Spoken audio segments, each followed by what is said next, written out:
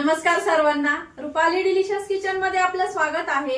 आज आपण मस्त अशी गावरान पद्धतीची करडईची भाजी बघणार आहोत।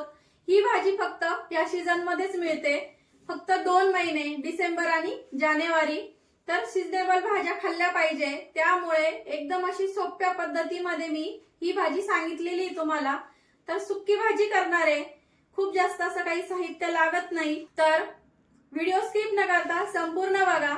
रेसिपी आवडली तर व्हिडिओच्या शेवटी लाईक करा आणि चॅनलवर कोणी नवीन असाल तर चॅनलला सबस्क्राइब करा आणि सबस्क्राइब केल्यानंतर जे त्याच्या शेजारी बेल आयकॉनचं बटन असतं ते प्रेस करा, म्हणजे तुम्हाला माझ्या व्हिडिओचे नोटिफिकेशन मी पोस्ट केला व्हिडिओ की लगेच येतील तुम्हाला। तर मग चला आता साहित्य बघूया आणि रेसिपीला सुरुवात करूया। तर आपण अशी छान चमचमीत आणि सोप्या पद्धतीची करडईची भाजी करणार आहे। तर करडईची भाजी कशी असते, तर पानांना असे त्याला काटे असतात करडईला। आता ही थोडीशी कवळी म्हणून याला कमी दिसतंय, पण भरपूर असे काटेरी असते आणि ही भाजी खूप पौष्टिक असते आणि या सीझन मध्ये मिळते। आतापासून सुरू होते आणि जानेवारी एंडिंग पर्यंत ही भाजी आपल्याला खायला मिळते, अशी कवळी कवळी। तर छान अशी बघून घ्यायची, मावा पण असतो मध्ये, म्हणजे तो एक किड्याचाच प्रकार आहे, चिकट चिकट असतं म्हणजे। तर ते बघून घ्यायचं शक्यतो भाजी कधी पण विकत घेताना। त्यासाठीचं साहित्य घेतलंय, तर एकदम आपण सुक्की भाजी करणार आहे, तर एकदम सोप्या पद्धतीची कमी साहित्यात होणारी ही भाजी आहे आणि अतिशय पौष्टिक आहे। यापासून करडईचं तेल पण बनवलं जातं, याला फुलं येतात आणि मग त्यापासून बी तयार होतं आणि त्या बियाचं तेल तयार करतात। ते तेल सुद्धा तुपापेक्षाही अतिशय पौष्टिक असतं। तुम्ही करडईच्या तेलाने वेट लॉस पण होतं। तर इथं आपण फोडणीसाठी जिरं आणि वाटणामध्ये पण आपल्याला जिरं लागणार आहे। हिरवी मिरची घेतली आहे 5 ते 7, तुम्ही कमी अधिक करू शकता। वाटणामध्येच आपल्याला लसूण लागणार आहे, 8 ते 10 पाकळ्या लसणाच्या घेतल्या आहे। 4 चमचे शेंगदाणे घेतले, भाजलेले घ्या किंवा कच्चे घेतले तरी चालतील आणि चवीपुरतं मीठ। सर्वात आधी आपण वाटण वाटून घेऊया। वाटणामध्ये आपल्याला हिरवी मिरची, लसूण तुम्हाला ठेचून टाकायचा असेल, तसा आवडत असेल, वाटणामध्ये नको असेल तरी तुम्ही ठेचून टाकू शकता। शेंगदाणे, पाव चमचा जिरं, कारण पाव चमचा जिरं आपण फोडणीत पण टाकणार आहे। आता हे ओबडधोबड असं वाटून घ्यायचं आहे, बारीक पेस्ट तयार करायची नाही आपल्याला, ओबडधोबडच वाटायचं आहे, जेणेकरून शेंगदाणे असे छान ओबडधोबड दाताखाली आले भाजीतले का खूप छान लागतात आणि भाजी भाकरी बरोबर चपाती बरोबर तुम्ही खाऊ शकता। तर हे बघा, या पद्धतीचं असं ओबडधोबड असं वाटण वाटून घेतलंय। आता भाजीला फोडणी देऊन घेऊया। कढई गरम करायला ठेवली आहे, कढईमध्ये आपण 2 पळी तेल टाकून घेणार आहे, म्हणजे 4 टेबलस्पून। तेल कमी अधिक करू शकता तुम्ही। तेल गरम झालं की आपल्याला पाव चमचा जिरं टाकून घ्यायचं आहे, जिरं छान फुलू द्यायचं, खमंग अशी फोडणी द्यायची आहे भाजीला। वाटून घेतलेलं ओबडधोबड असं वाटण आपल्याला हलकसं परतून घ्यायचं आहे, मिरचीचा लसणाचा कच्चेपणा जाईपर्यंत, कारण शेंगदाणे मी ऑलरेडी भाजलेले घेतले होते त्यामुळं।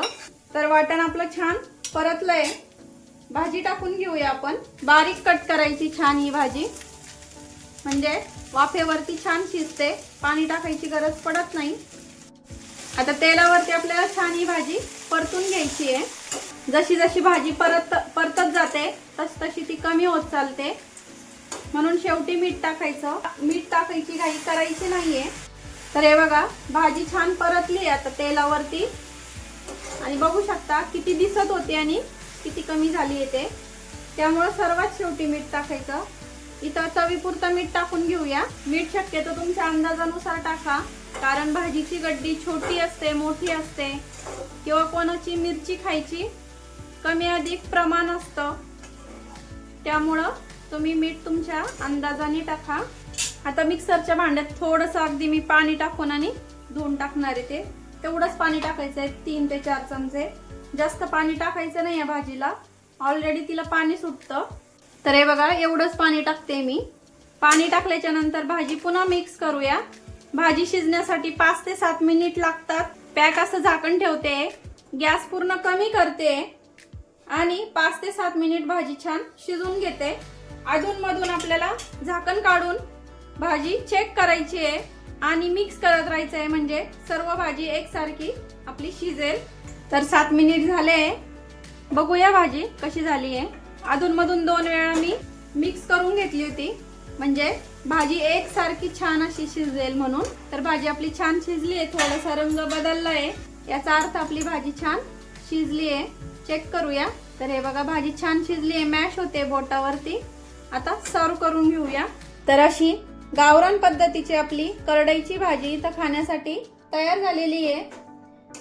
ज्वारीची भाकरी, बाजरीची भाकरी गरमागरम अशी थंडीमध्ये, आणि त्यासोबत अशी छान करडईची सुक्की भाजी. नुसता वरण भात केला त्याच्यासोबत पण तोंडी लावायला तुम्ही करू शकता ही भाजी. तर आपली भाजी इथं खाण्यासाठी तयार आहे. आणि रेसिपी नक्की करून बघा, कमेंट करा कशी वाटली आहे ते रेसिपी. आणि या सीझनमध्ये अशी छान सुक्की भाजी करा. आणि तुम्हाला याची गरगट्टा भाजीची रेसिपी पाहिजे असेल तर कमेंट करून सांगा. एकदम अशी पारंपरिक पद्धतीची गरगट्टा भाजी पण मला येते याची. तर तुम्ही कमेंट करा, म्हणजे मी दाखवेल तुम्हाला. तर बघितली ना तुम्ही किती सोपी साधी रेसिपी आहे, पण चवीला अगदी भन्नाट लागते, खूप छान लागते, चविष्ट लागते. तर तुम्ही ही भाजी नक्की करून बघा. या सीझन मध्ये, हिवाळ्यामध्ये सीझनेबल भाज्या खाल्ल्या पाहिजे. तर तुम्ही भाकरी, चपाती, नुसतं वरण भात केलं त्यासोबतही तुम्ही तोंडी लावणीसाठी ही भाजी खाऊ शकता. आणि व्हिडिओ तर रेसिपी तर आवडलीच असेल, त्यामुळे लाईक, शेअर, सबस्क्राईब करायला विसरू नका. रेसिपी नक्की ट्राय करा, कारण घरचं जेवण आहे खरंच स्वादिष्ट असतं. अशाच नवीन छान छान रेसिपी सोबत पुन्हा भेटूया. तोपर्यंत धन्यवाद.